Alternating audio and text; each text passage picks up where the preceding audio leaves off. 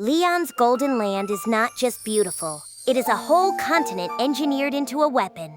Spiral streets, magic circle defenses, Diablo acting like he owns someone else's castle, and Guy waiting with zero patience. Then the mission shifts to Dwargon, where Gazel has to ask the question no king wants answered. What can a sword do against a true dragon? AI Anime and Manga presents. If you are enjoying the series, please like, comment, and subscribe. It helps the right viewers find these episodes. YouTube members also get early access to new parts as soon as they are ready, while helping cover the AI narration, subtitles, thumbnails, and rendering that keep the channel moving.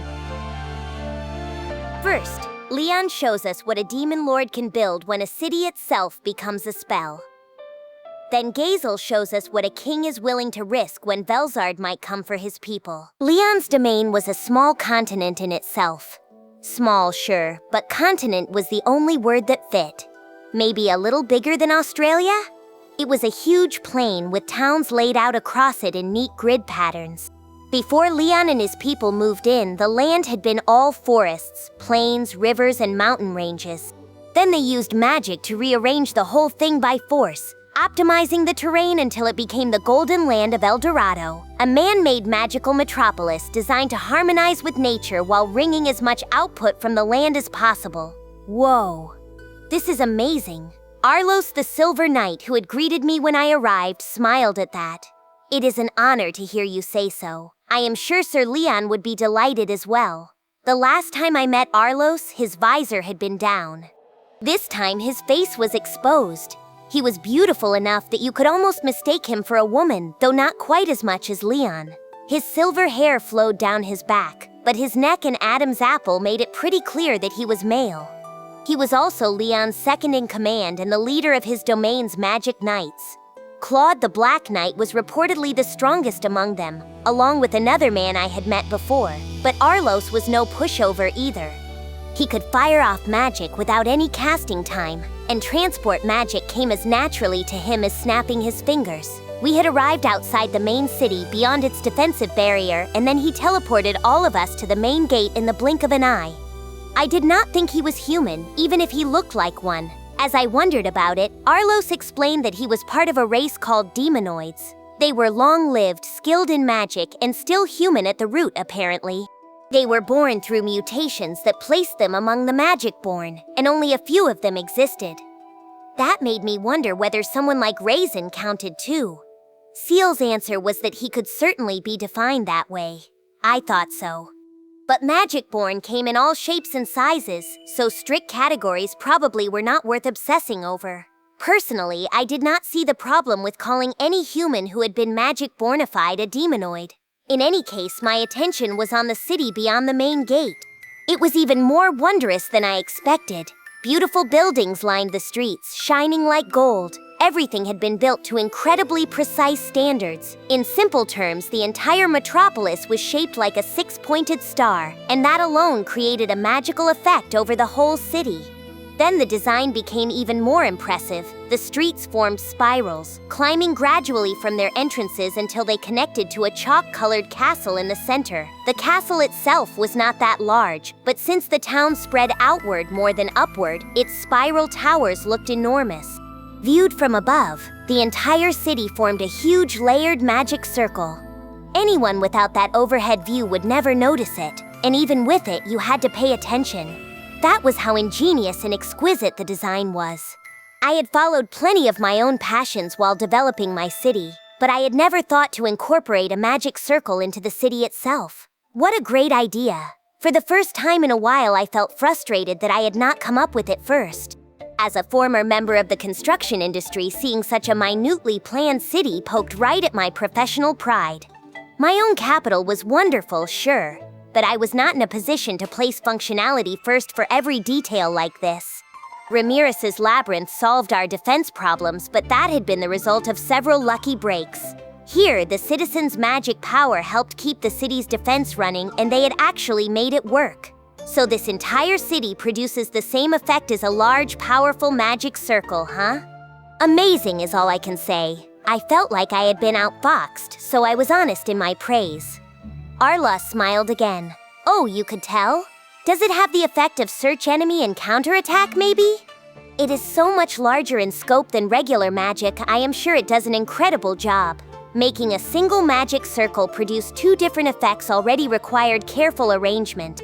Here, they had done it with something the size of a city, drawing the needed incantations with buildings and streets so tactical level magic would run day and night. Anyone sneaking in without permission would be detected at once, and any magic attack from outside would bounce off the barrier. Even Legion magic designed to attack cities would probably fizzle out.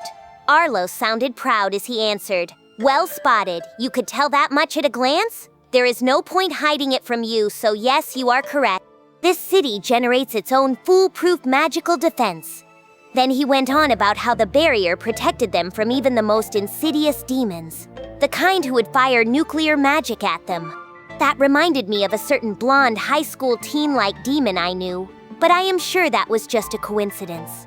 Rather than ask for more detail and make myself look bad, I used the theoretical points I had already pieced together to butter Arlos up. I am sure it took a ridiculous amount of time and money just to obtain one of those effects, right? But you nailed 2 of them, all while calculating how the city would develop in the future. Arlos nodded, pleased. Precisely. It was a terribly difficult ordeal, but we succeeded thanks to our trust in Sir Leon. Well, count me impressed. Tackling something like that would be a godsend if it worked, and you really made it work. Arlos's smile warmed. Thank you very much. I did not expect you to be so complimentary. It was Sir Leon who first conceived this city, so I am sure he would love to hear that. Wait, Leon designed all this? He really was a genius, huh? I had thought of him as a silent, creepy demon lord with a weird obsession for Chloe, but maybe I needed to see him in a new light. This cityscape really was beautiful. The excitement was starting to win out over my frustration. Soei was observing the city too. He looked just as impressed, and while I did not think he was that gifted in magic, he was listening carefully for anything useful. It would be difficult to invade from the air as well. The only way in would be from underground. Oops, I was wrong. He was thinking about how to attack the city. Which, yeah, I guess that was important. We were friends for now, but there was no absolute guarantee that would last forever. Either way, this fusion of magic and urban planning was astounding. I wanted to implement parts of it in my own nation, but it was not something I could readily copy. Our capital city of Rimuru was basically complete, and I was not going to bulldoze it and start over. Something to think about for the future then. If I ever got the chance to build another city, maybe we could try the idea out. It might become a huge boondoggle, but designing my own magical city sounded fun. We walked past the main gate and proceeded up a spiraling glass hallway. The city was just as pretty on the inside. A waterfall poured down from a man-made cliff in the distance, feeding canals spread throughout the cityscape and creating charming views from every angle. After about 10 minutes, we reached a night-guarded area where ordinary citizens were forbidden. Arlos guided us forward. Beyond this door is a magic circle connected to the front of the palace. We stepped through the circle and found the demon lord Leon Cromwell, ruler of El Dorado, waiting on the other side. He was dressed more casually than I expected in jeans and a white shirt, but it looked good on him. He was the kind of heartthrob who could wear anything. Arms crossed as he leaned against a column, he looked almost like a living work of art. Then he opened his mouth, and the effect shattered. No Chloe, huh?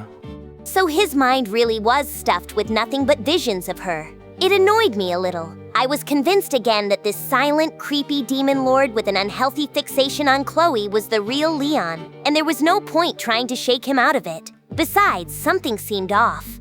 Leon was still vexingly handsome, but he looked worn down. Of course not. But what is up with you? You look pretty exhausted. Do not even start with me. You are the one who sent over the cause of it. Ah, that was all I needed to know. Diablo must have been annoying him to no end. Did Diablo do something? Kind of. For a moment, we stared at each other like a Wild West standoff. Leon looked ready to say more, but he swallowed the words and nodded. The air around us was heavy. He guided us into the castle without another word.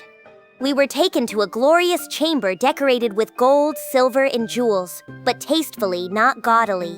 The walls were the same shade of white, giving the jewels a canvas to catch the chandelier light. Nothing about it felt tacky. Like Clayman's stronghold, Leon's sense of taste was clear. Luxury without being overpowering. The chalky white exterior was elegant, and the inside was beautiful and refined. Even a common-born person like me could relax without getting too nervous. Or so I thought. The hallway outside was getting noisy. I felt a headache coming on before I even saw the cause. Ah, Sir Rimuru, I have been waiting for you. It was Diablo. He greeted me reverently and then led me to a reception room like it was his right. Were we not in Leon's domain? Why was he acting like he owned the place? Guy came along soon after Diablo and sat across from me. Way to keep me in suspense, Rimuru. Why the hell did you save here for last? Well, because you were here, Guy. With someone as strong as you around, maybe I did not need to show up at all. Those were my true feelings disguised as a joke. Guy's temples twitched. Uh-oh, I knew when I had crossed a line, so I changed the subject before his head exploded. Hey, calm down. You and Diablo are here, so I knew you could handle any enemies that showed up. Luminous's domain made me less certain, and I do not really know how strong Dagril is in the first place. It was only natural I went to them first. Well, Malim is about as strong as me, you know. True, Milim was a powerhouse. I understood what Guy wanted to say, but I had a reason. Yes, and Milim has already been assigned the construction work in her domain. Trust comes first. That is my motto, and that is why her work needs priority. I gave Guy a little smug look. Milim was a valued friend of mine despite everything, and she had helped me out a lot. It was on me to repay that favor. In terms of who I cared about more, her or Guy, well, it was not even close. She could be a real pain sometimes, but I am sure the opposite was true too. Fine. How were the other demon lords looking? One thing I liked about Guy was that he could take his losses and move on fast. He was annoyed about being put off until the end, but he knew the right call when he heard it. We have built transport magic circles in each of their domains now. They still need fine-tuning, but even now we can activate them all in an emergency. I opened my stomach just enough to show one of the Magisteel saucers I had brought. They were so huge that I did not want to pull the whole thing out indoors. Give me the coordinates you want, and I will install one here too. All right, I will guide you to the spot later. Leon joined the conversation, which was fair since this was his castle. He had such a big attitude that I sometimes forgot that fact. I am glad we have an emergency system in place when we need it. So all that remains is to wait for the enemy to attack us. More or less. I am planning to handle more post-war cleanup in the Eastern Empire for now. That, and strengthen our ties with the Western nations. Even though we can hardly expect any human army to matter in this war. Sure, like disaster drills, for example. I want to help them evacuate so we do not end up wiping out civilizations with this war. I was fairly sure the residents of Rimuru, capital of Tempest, would survive. Other nations were harder to estimate. That was why I was setting up a network of shelters through our Rigia enterprise, with Mulmile putting a lot of effort into it. I felt like I was piling too much work on his desk, so once things settled down, I planned to reward him properly. I had once been fairly sure that Michael needed the citizens of the Empire, and their faith in him for his skills to work. But it was safer to assume that was not absolute. I had more or less suggested to Michael that I was not afraid to kill off his citizens, so I was sure he was taking countermeasures. You could say I induced him to do that. Either way, we could not know for sure until battle began. Sounds like you are a busy demon lord too. Guy looked exasperated, but I was busy. I had gone through a lot of trouble to establish links with human society, and keeping those links safe was a top priority for our nation. If Michael's forces stomped all over that work, I was not going to put up with it. Leon seemed just as astonished. So focused not just on your own nation, but on others as well, you are even more of a pushover than I thought. Do you think you can grow an infinite number of arms to handle all this work? He had a point. I did not think I was omnipotent. I was just sick of losing things because I failed to act. I just do not want to have regrets later. I want to do everything I can, and if it does not work out, at least I will know when to give up. Of course, if it came to that, I probably would not give up anyway, and I would have plenty of regrets too. But I was striving this hard because I wanted to avoid that. Until a grim future became truly unavoidable, I wanted to puff out my chest and live as proudly as possible. There was no way I could fool myself into doing anything else. Well, I am full of nothing but regret. Perhaps that is why that girl chose you over me. Chloe again. But something about Leon's tone told me I should not ignore this. I knew he had done some extreme things in his past. Maybe this was his warning to be careful, so I would not turn out like him. For now, though, I decided to laugh off his concern. Well, unlike you, I am not into little girls. Sorry, cute little sister types. I am a normal person who knows when he is being a bother to others, so no worries there. Do you want to die? The situation turned explosive out of nowhere. Our debate continued until an exasperated Guy finally stepped in. You know, I thought you coming over would improve things a little. I was wrong. Guy sounded oddly tired as he complained. I had no idea what he had expected. Diablo gave one of his unsettling laughs. Perhaps now would be a good time to settle the score for good. Luckily, Mizeri has become used to building damage-reducing barriers as of late. Was Diablo asking me to duke it out with Leon? Look, we are both demon lords, okay? We cannot be that reckless. No need to worry, Sir Rimuru. I would gladly take him on. You would not need to lift a finger. Diablo narrowed his eyes at Leon like a predator stalking prey. He might have been serious. I honestly could not guess who would win, and I would be lying if I said I was not interested. But in every practical sense, giving my approval was out of the question. I am saying the damage would be enormous. I told you your job was to protect Leon, did I not? And you want to fight him instead? Why are we even here then? Diablo slumped down, disappointed. He did not look very regretful, but he seemed willing to drop it. I would take that. Chew him out some more for me, Rimuru. He never learns. He was trying to antagonize me just yesterday, the bastard. I went easy on him, but we still destroyed a training arena. Do not whine to me about that. I could not judge who was at fault unless I knew what started the argument. Besides... Wait, you and Diablo fought? Yeah. I have been bored lately, so we had a little exercise. Ridiculous. Diablo had fought Guy, and from Diablo's description, it had been painful beyond words. Good thing it happened yesterday and not today. I looked at Leon. He sighed, looking deeply displeased. It began when that maid over there tried picking a fight with Diablo, I think.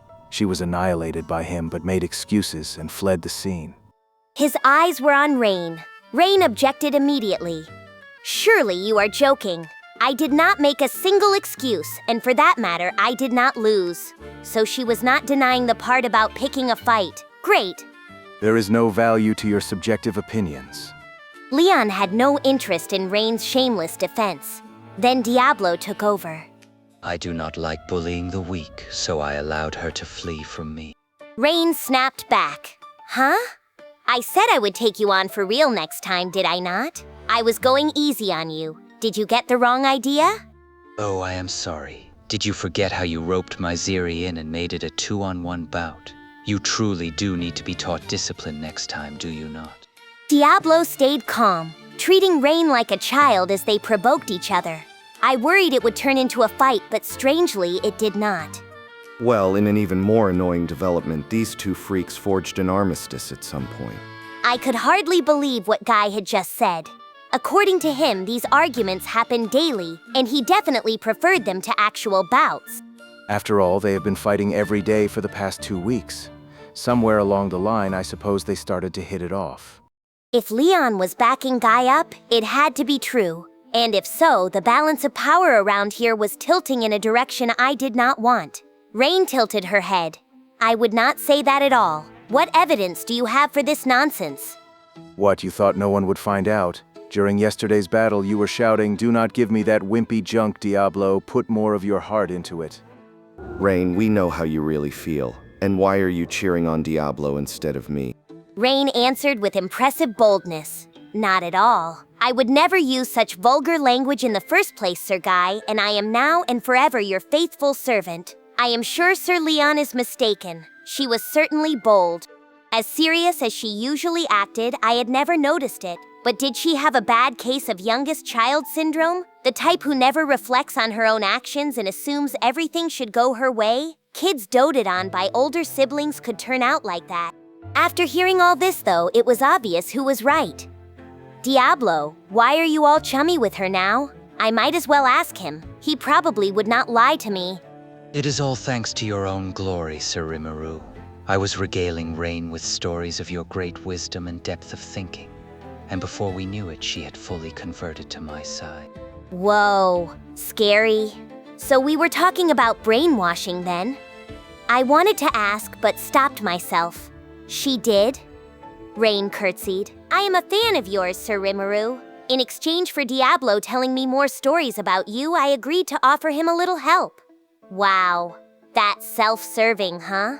Just like Diablo. No wonder they got along.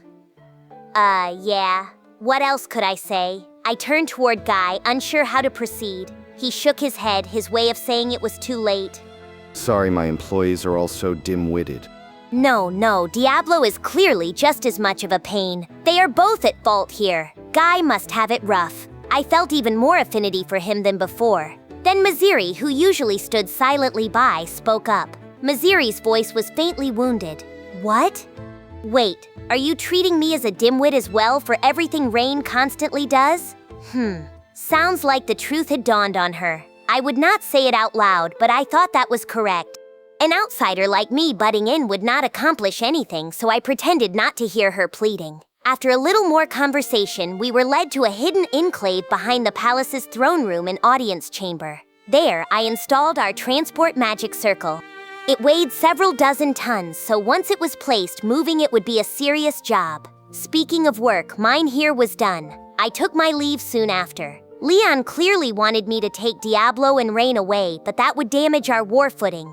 Even if it did not, there was no way I was taking them back. Leon would have to be patient. Right as I departed, Leon emphasized one final request. And please, take care of Chloe for me. Sure thing, I nodded back. He did not need to say it, but my answer must have convinced him because he let me go readily enough. I expected him to be pushier about it, so that was a little unexpected. Not that I would tell him. Under normal circumstances, Leon was actually pretty cool. He had also revealed a surprising truth to me. We shared the same hobby. No, not his thing for underage girls. It turned out Leon's dream had been to become an architect. No wonder he had such aesthetic sense. When I praised his city and palace, he told me that, and I could believe it. He had a great head for architecture, and I told him so. He was a smug bastard, yes, but deep down he was a decent person. That was my revised estimation of the Demon Lord Leon. With that improved relationship in place, my journey to El Dorado ended successfully. Even after returning from Leon's domain, I kept making foreign visits. I had no idea when the enemy might attack, so I was strengthening our links with other nations as much as possible. The emergency transport network was in place with the other demon lords, and I wanted to install some circles in allied nations too. My first stop was the Dwarven Kingdom. Carrera's demon servant Agera was currently deployed there, and I had been told he was training with Gazel, their king. Seeing how that was going might be useful. I transported myself to the massive gate protecting Dwargon. A long line stretched out from it as usual, full of merchants and adventurers. I glanced sideways at it, headed for the nobility-only corridor, and spoke to the guard. Without much delay, I was guided to the royal palace. I felt like such a huge, powerful figure getting this treatment, which probably showed how unnoble I still was. I knew I was in over my head when it came to this kind of thing, so I at least made sure not to sneer at anyone in public. Gazel was there to greet me. I've been expecting you, Rimuru. Agera was with him, offering an exaggerated bow. It pleases me immensely to see you in good health, my lord. He looked like he had stepped right out of a historical samurai drama, and somehow he pulled it off. To my surprise, Agera was the reincarnation of Hakuro's grandfather. Carrera had told me that, and it had shocked me. But when I took an impartial look at him, his mannerisms were exactly the same. I had wanted to speak with him for a while, but never found the chance. Maybe we could sit down and talk later. For now, I return their greetings. Great to see you again, King Gazel. Glad you are well. And you too, Agera. Gazel laughed warmly before correcting me. You are still far too formal with me, like I always tell you, just Gazel is perfectly fine. Yeah, I meant to do that, but seeing you in your palace makes me nervous. It reminds me of the trial I had here. I know it is petty. I could not fully shake that non-noble way of thinking, but maybe it was endearing in its own way. It would be weird if I did not get nervous around authority figures. Vaughn and Dolph watched us without much interest, so I was the same. Agera was the one who finally spoke up. Agera said, "In my humble opinion, my lord, I would wish for you to act just as you please, though Lady Carrera would no doubt upbraid me for it. You are both leaders of allied nations. Simply be your normal, dignified selves. There is no need to distance yourself from King Gazel." Yeah, I know that, but of course I understood what he meant. But until a few years ago, I had been a humble salaryman. Unless I was angry, focused, or stuck in something too huge to think about anything else, I tended to revert to my normal self. It is fine, Rimuru. I understand how you feel. I, for one, find myself fretting under the gaze of the Heavenly Emperor Elmazia when I see her. Wow, even you have someone like that, King Gazel. However, you speak completely casually with the Heavenly Emperor, do you not? Someone I have untold trouble with. I simply do not understand how you do it. Fair point. I had no way to counter that. Gazel wanted me to be just as casual with him, and I promised I would try. It was just that I could not help respecting people I thought I could truly rely on. That was embedded deep in my personality, so fixing it would not be easy.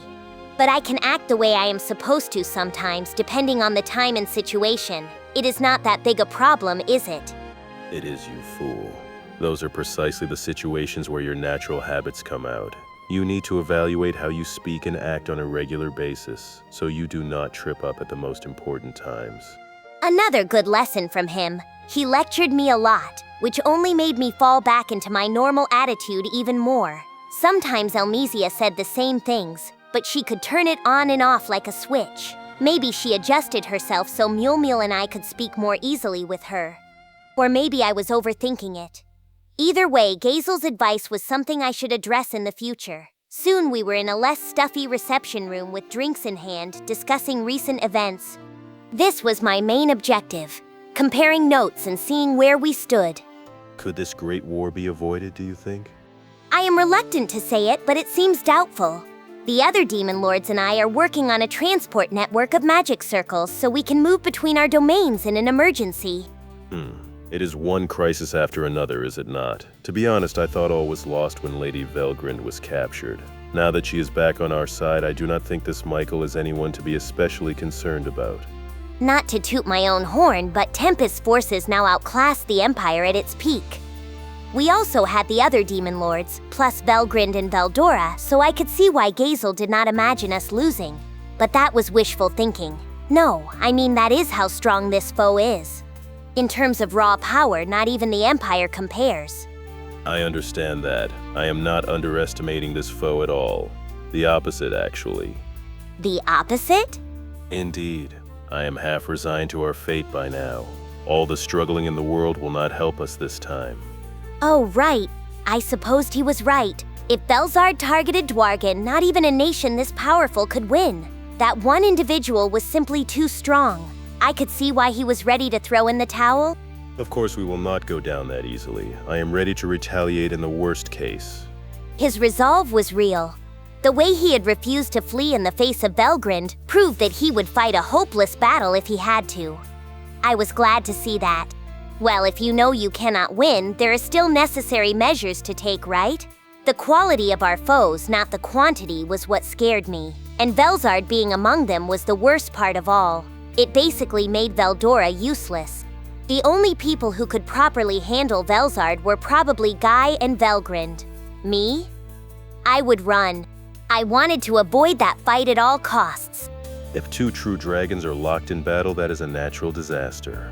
An honest battle between gods. It will sure feel that way. But we cannot escape it either. Have you figured out a way to win? Nope. but I am taking every measure I can to improve our chances. Look at you. Gazel chuckled and nodded.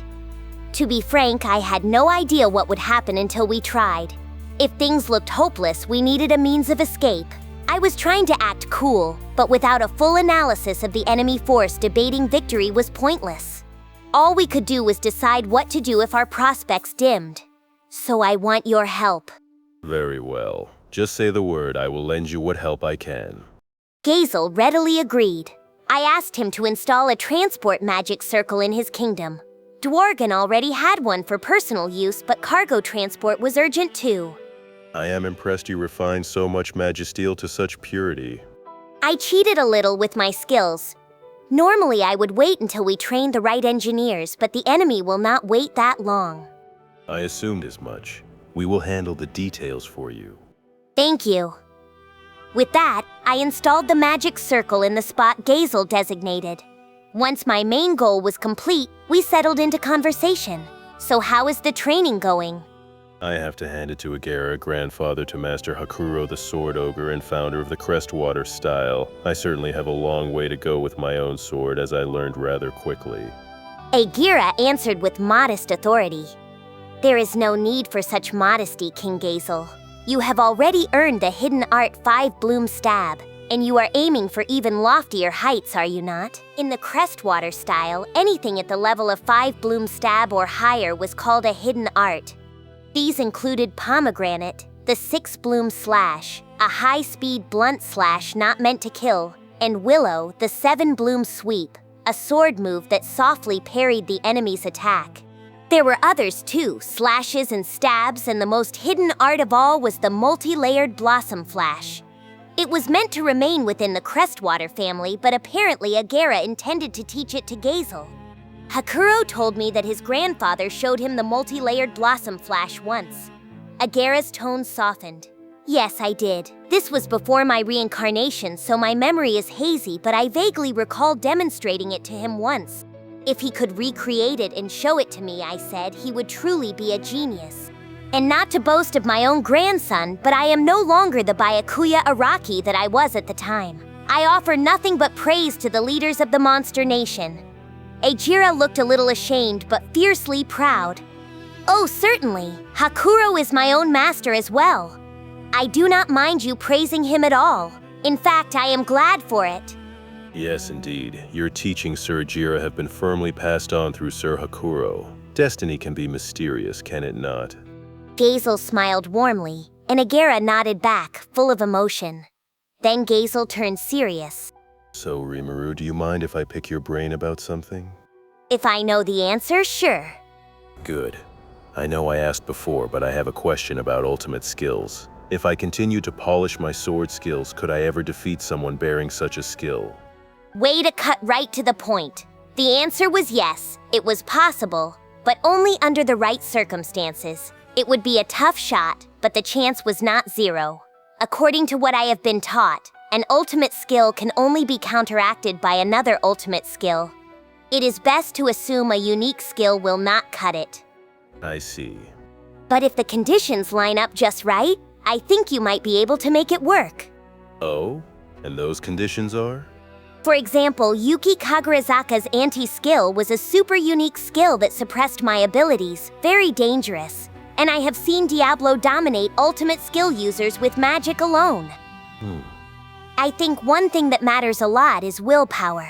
A spiritual life form lives off nothing but its own will, and it looks like they can hold their own against ultimates even if they do not have one. It is a theory, but it is probably correct. I kept my answer non-committal, but Seal agreed with it, so I was fairly certain, which meant the key was becoming clear. So I would need to raise the power of my will until it reaches the level of a spiritual life form, something beyond the path of the sword? Well, I think there is a much quicker way. What? It looks like if a god-class weapon accepts you as its master, that makes you something on the level of a spiritual life form. That was the answer. There was also the cheat method of granting someone else the right skills, but absolute power corrupts absolutely and all that. Or was it greed? Maybe I was drifting from the original saying, but the point stood. You could not fully access powers far beyond your capability. That was why I did not grant all my skills to everyone in my force. I certainly would not do that for Gazel. He would need to earn them himself. And of course, I could not grant skills to anyone whose soul was not connected to mine in the first place.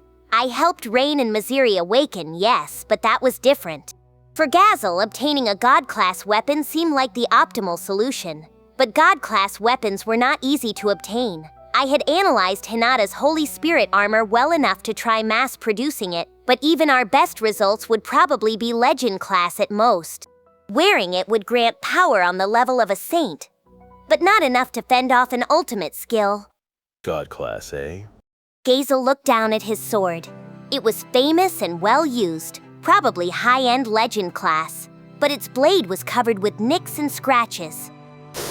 You see before you the result of me clashing blades with Kondo. It was tremendous fortune that it did not simply break, but this sword's usable life has come to an end. True enough. This had to be a Dwargon treasure passed down through generations of rulers. In its current state, it was little more than a museum piece. Or maybe... Hey, how about I ask Kurobi for help? He might be able to revive this sword for you. What? Are you serious? I cannot guarantee anything, but Kurobi did give Gazel's spear a new lease on life. Repairing it with the crimson steel I provided had let Kurobi craft Gazel's vortex spear, a reborn weapon just one step away from God class. If Gazel kept using it in battle, we believed it would evolve to that level in time. I still had some crimson steel left. I do not think that sword is fully dead either. You never know. Please, I will not fault him if he fails. Please ask Sir Kurobi for me. It would be doing him a huge favor, but as a fellow training partner, I would not be stingy. Gazel had helped me plenty. I owed him one, so I took the blade from his hands. Aside from this sword, do you know where else you might obtain a God-class weapon? Do you think I do? Maybe you are too lacking in common sense to know it, but even a Legend-class weapon is a national treasure, even for major nations. The Empire may be one thing, but you will not find such weapons lying around. He did not have to be that sarcastic. I assumed as much. Yes, my own investigations led me to the same result. I poured through every possible route in the Western nation's underworld, but discovered no more than a few Legend-class examples. Soei's experience backed up Gazel's sass. I guessed Kurobi was our final hope. Soei's own twin blades, by the way, were another one of Kurobi's overhaul projects. They were not God class, sadly, but at Soei's skill level, that was not a big problem. They still had room to grow. Well, no point asking for the impossible, but back to our conversation. You said becoming a spiritual life form would let one withstand ultimate skills? Again, I cannot speak in absolutes. It will vary depending on how long you have lived. A newborn archdemon, for example, would not survive at all. But with a strong enough will and the magicule energy to support it, it looks like you could hold out against an ultimate, yes? Your answers are too murky to comprehend too well.